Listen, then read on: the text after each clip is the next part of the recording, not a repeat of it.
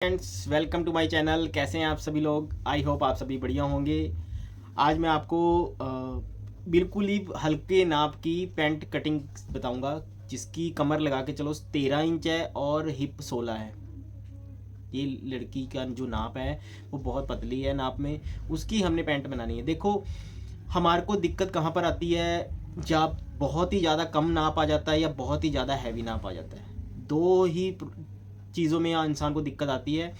Medium नाप जो होता है वो परफेक्ट बनता ही बनता है, क्योंकि वो डेली रूटीन में चलता रहता है। पर जब बहुत ज़्यादा कम नाप आ जाता है और बहुत हैवी नाप आ जाता है, तब उसमें कन्फ्यूज़न बहुत ज़्यादा होती है। बहुत से कस्टमर को ये प्रॉब्लम होगी, मुझे पता है।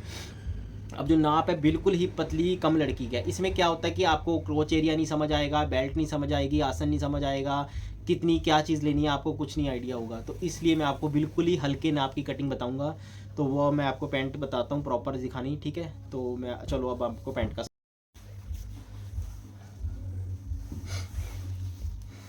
हमारा जो पैंट का नाप है ना वो कुछ इस प्रकार है।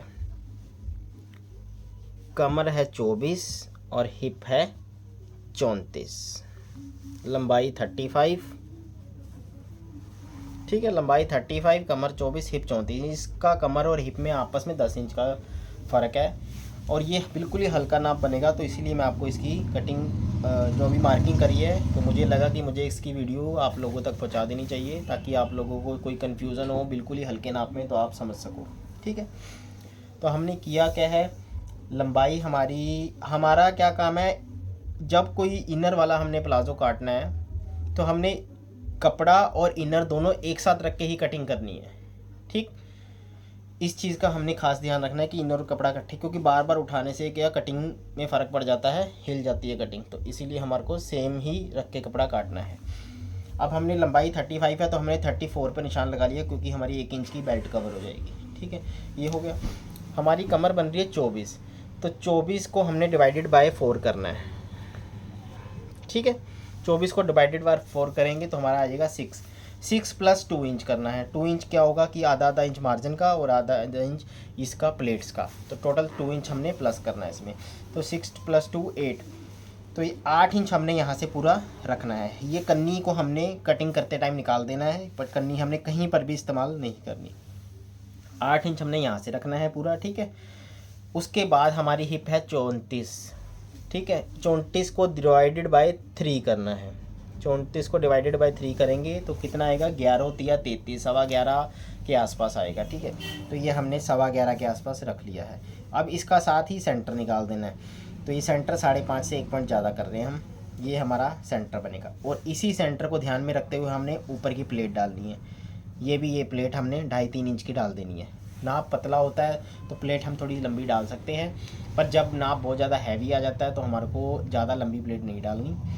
ठीक है, यहाँ तक का हो गया ओके। अब ये सारा ही काम हमने लास्ट में भी नाप लेना। 11.25 जैसे यहाँ रखा है तो 11.25 ही हमने नीचे रख देना है।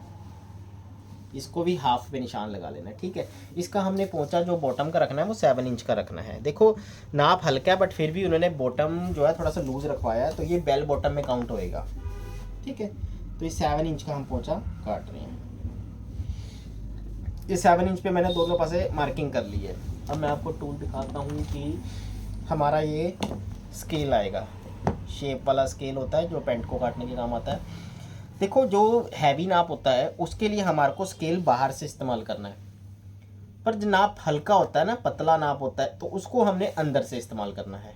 ठीक है, अब इसमें खास ध्यान हमारा रखना ये है कि हमारे को जो ये घुटना होता है ना 16-17 के आसपास आता है, एक हल्का सा मार्किंग हमने 16-17 के आसपास रख लेनी है। ये किस लिए रखनी होती है, जब आप थोड़ी शेप बेल बॉटम टाइप की दोगे।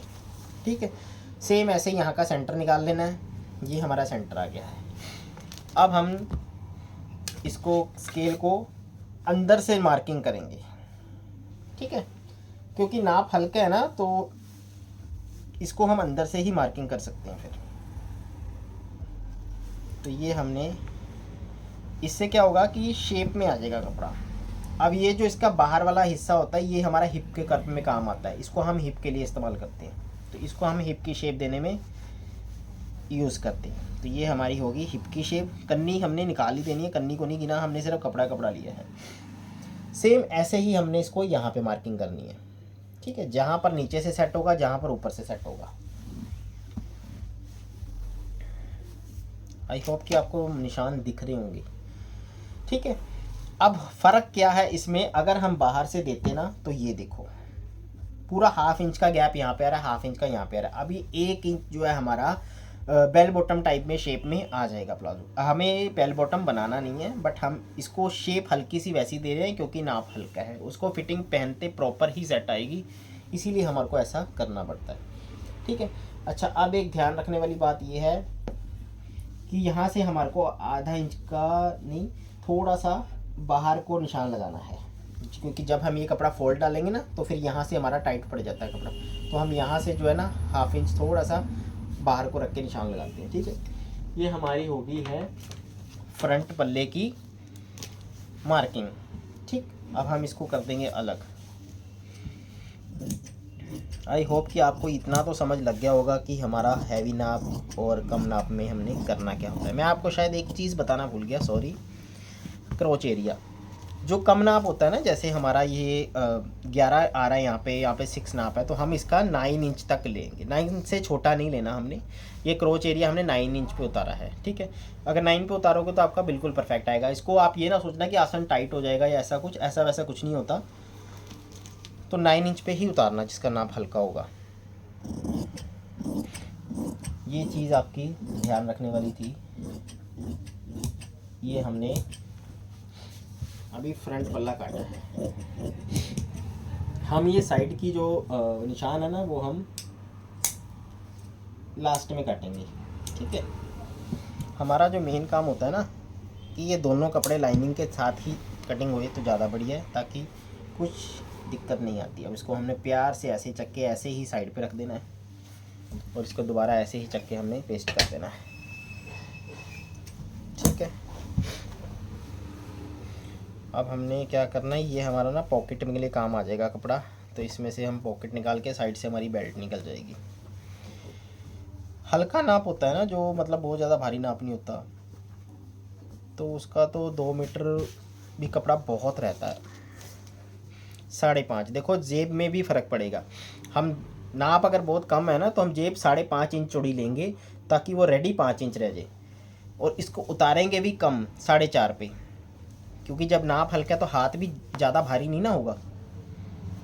तो हर एक चीज़ का साइज़ के हिसाब से ही आपको ध्यान रखना है। जब आप किसी की सूट में कटिंग कर रहे हैं ना, तो उसकी पिक्चर आपके माइंड में होनी चाहिए कि आप कटिंग किसका कर रहे हैं सूट। बस इस चीज़ का आपने ध्यान रखना है। जिसका भी सूट काट रहे हैं उसकी पूरी बॉडी की मेजरमेंट आपके माइंड में होना चाहिए हर टाइम। पॉकेट का भी हिसाब आपका तभी लगेगा, ठीक है। अब हम एक बार इनर को कर देंगे साइड, और इसको हम, कपड़ा कैसा भी हो एक बार आपने प्रेस ज़रूर करनी है पतले कपड़े में, क्योंकि ये कपड़ा ना कई बारी श्रिंक सा हुआ रहता है, और जब आप अगर ऐसे बना दोगे ना उसको, तो वो बाद में अगर प्रेस करो तो ½ इंच का भी कपड़ा अगर लूज़ हो गया ना ऊपर का, तो आपकी सारी मेहनत बेकार हो जाएगी। फिर आपको दोबारा खोल के उसको सेट करना पड़ेगा। इस चीज़ का आपने ख़ास तौर पे ध्यान रखना है, ठीक है। अब हमने सेम इनर का ही कपड़ा इस पे पेस्ट कर देना है, ऐसे ही जैसे हम करते हैं। कन्नी तो हम बाहर ही रखेंगे, कन्नी का कोई रोल नहीं है हमारा अभी। कोई भी वेट वाली चीज़ आप जब पतला कपड़ा हो प्लस लाइनिंग अटैच कर रहे हो साथ में, तो आपने कोई वेट वाली चीज़ इसके ऊपर रख देनी है। कैंची होगी या फिर कोई भी आप पेपर वेट रखो, कुछ भी रखो, आपके पास होना चाहिए, ठीक है।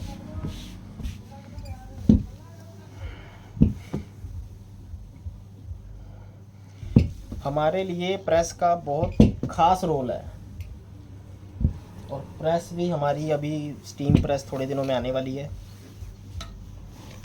तो फिर हम आपको प्रॉपर तरीके से आपको सारा कुछ सिखाएंगे।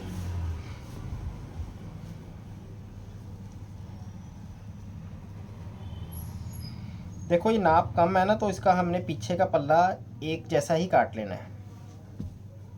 एक जैसा मतलब कि इसको अलग से कपड़ा नहीं लगाएंगे, पीछे का पल्ला हम एक ही काटेंगे, उसी में हमारी जो है प्लास्टिक लगेगी। ठीक है, तो आपने इस चीज़ का ध्यान रखना है।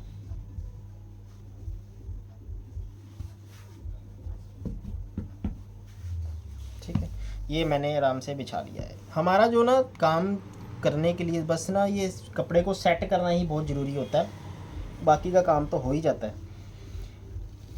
अब देखो कि हमने क्या करना है, यहाँ से 2.5 इंच हमने ऊपर जाना है। 2.5 इंच क्यों जाना है, क्योंकि 1 इंच की बेल्ट होएगी, वो फोल्ड होएगी 2 बारी और 1/2 इंच अंदर जाएगा। ये मार्किंग है ना, अब इसको हमने स्ट्रेट निशान लगा लेना। अब ये निशान लगाने का भी एक तरीका है। अब आपने ये देखना है कि जिसका भी आप प्लाजो बना रहे हो उसकी हिप ज़्यादा भारी है या नहीं है। अगर नहीं भारी है तो आपने इसको 1/2 इंच अंदर को रख लेना है इस तरह से।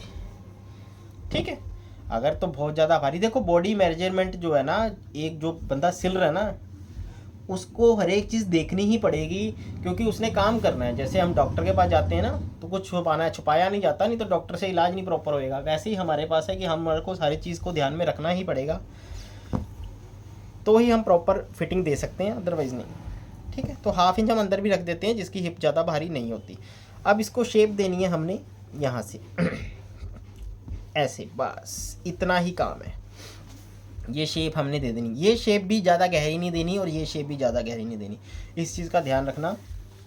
अगर आप ये पीछे वाली शेप भी ज़्यादा डूंगी दे दोगे ना, तो हमारा प्लाजो में खिंचाव पड़ता है ना, जो ऊपर को उठता है प्लाजो, वो इस वजह से उठता है, क्योंकि ज़्यादा शेप दी होती है वो कपड़ा अपनी जगह खिंचता है, खिंचने से वो प्लाजो का पोंचा उठता है। इसको तो बिल्कुल ही शेप नहीं देनी, हल्की सी शेप देनी है बिल्कुल, कि जहाँ से ये आपस में ऐसे इजीली मिल जाए। इसको बिल्कुल इससे थोड़ी सी ज़्यादा डूंगी शेप देनी है, बस बहुत ज़्यादा गहरी शेप नहीं देनी। ठीक है, अब देखो कि हमारा जो आसन हमने रेडी करना है ना इसका, वो हमारा हो जाएगा 14 या 14.5 बैक साइड का। ठीक है, और फ्रंट का जो आएगा हमारा आसन वो आएगा 11 इंच पे। ठीक है, यहाँ पे हम 1/2 इंच या 1.25 इंच एक्स्ट्रा रखते हैं, कस्टमर की प्रॉब्लम। वैसे अगर हम कहें तो परफेक्ट भी रख सकते हैं, पर क्या होता है, क्योंकि जो लेडीज़ होती है ना, उन्होंने कोई ना कोई नुक्स निकालना ही होता है बाद में, कि हमें यहाँ से तंग हो रहा है या वहाँ से लूज़ हो रहा है, तो हमारे को फिर उसका हल लेके चलना पड़ता है। इसलिए हम 1.25 इंच यहाँ पे एक्स्ट्रा रखते हैं।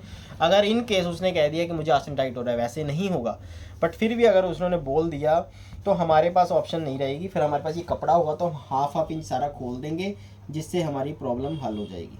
आपने कभी भी प्लाजो बनाना है तो 1/2 इंच का अल्टरनेट लेके ही चलना है आपने, कस्टमर बोले या ना बोले। आधा इंच आपने एक्स्ट्रा, देखो हमारी फिटिंग की सिलाई यहाँ आएगी, ये 1.25 इंच हमारा एक्स्ट्रा कपड़ा है यहाँ से लेके यहाँ तक का। देखो पहुँचा तो हम लूज टाइट ज़्यादा नहीं कर सकते, क्योंकि जो नाप दे दिया वो तो बनेगा। दिक्कत हमारे को आसन में ही अगर कोई आई तो हम उसका हल यहाँ से निकाल सकते हैं, बस इसके बाद कोई हल नहीं है।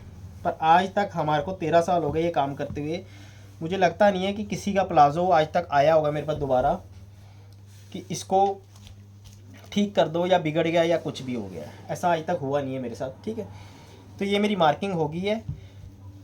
हमने ये एक्स्ट्रा कपड़ा भी इसके अंदर अटैच ही रखा है। ठीक है, यही हमारा फोल्ड हो जाएगा, यहाँ पे बेल्ट चढ़ जाएगी तो ये परफेक्ट आ जाएगा। अब देखो कि जैसे हमारे को बेल बॉटम का मिलता है ना कुछ करने के लिए, अगर कस्टमर बोल दे कि मुझे बेल बॉटम बनाना है, तो हमारे को जो उसका यहाँ से घुटने से नाप लेना है ना, उससे 2 इंच लूज़ रखना है, 2 या 2.5 इंच, जो भी उसका नाप आएगा 2.5 इंच लूज़ रख के ये फिटिंग बनेगी। वो फिटिंग चाहे कैसी भी बने, चाहे अंदर से आए ऐसे करके, चाहे कितनी भी आए, वो बेल बॉटम यहाँ से ही शेप आएगी उसकी, और नीचे से जितना पोंचा लूज़ रखना है वो लूज़ ही रखना है। ठीक है, तो मैं आशा करता हूँ कि आपको थोड़ी बहुत बातें समझ लग रही हो, तो आप एक परफेक्ट अच्छा काम करना सीख जाएंगे हमारी ये वीडियोस देख के। कुछ अगर नहीं समझ लगता आपको या कोई भी दिक्कत आ रही है सिलाई कढ़ाई से रिलेटेड, आप हमें मैसेज कर सकते हैं, हमारी वीडियो के ऊपर कमेंट करके मैसेज कर दीजिए। आपको जिस रिगार्डिंग वीडियोस चाहिए हम उस रिगार्डिंग आपको वीडियो बना के दे देंगे, ताकि आपकी जो प्रॉब्लम है वो हल हो जाए। ठीक है, तो आप हमारी वीडियो देखिए करिए रेगुलर और उसको कमेंट करिए कि हमारी वीडियो आपको कैसी लगती है। अच्छी लगती है तो लाइक कर दीजिएगा, नहीं अच्छी लगती तो भी कोई बात नहीं, बट कोई अगर आपकी प्रॉब्लम है, कोई डाउट है, हम उम्मीद करते हैं कि आपका डाउट हम क्लियर कर सकें। हमारी जहाँ जहाँ पे सिलाई आएगी वहाँ पे हमने टक्स लगा लेने हैं, क्योंकि ये पल्ला आगे पीछे ना सरक जाए। ठीक है, देखो हमारे को इतना समय हो गया काम करते हुए, यहाँ पर 13-14 साल हो गए मुझे, और हम इसको कच्चा नहीं डालते हैं। ये जो पेंट कट रही है ना, ये ऐसे ही सिलेगी एज इट इज़।